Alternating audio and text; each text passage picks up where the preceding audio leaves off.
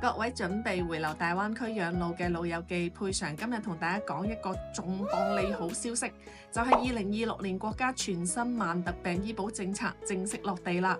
香港居民一樣可以享受慳錢又方便。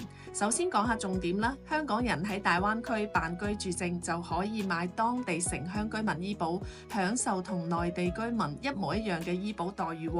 例如好似高血壓、糖尿病、痛風呢啲長期慢性病咧，睇病買藥報銷大升級，真正幫你減輕咗負擔。今次新政策大着數，我直接講人話。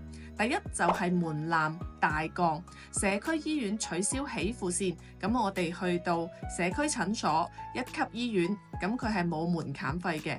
1蚊雞開始就有得報銷，2、3級醫院門檻咧都大降，而且1年只係計一次，唔使次次入院都重新計費，慳好多㗎。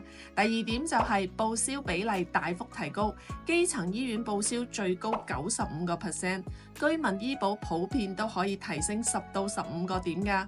醫保俾多啲，你自己俾少啲，多種慢特病限額可以疊加，重症罕見病都取消咗封頂線，用藥自付比例係大減㗎。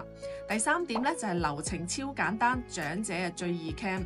慢特病認定3步搞掂，小程序都可以辦到。咁高血壓、糖尿病等6種常見病咧，自動認定，唔使自己去申請，醫生一次就可以開3個月嘅長處方，異地就醫直接結算。最後咧仲有上門服務，係咪人性化到爆呢？第四點同大家講個真實案例啦，1年可以慳過萬㗎。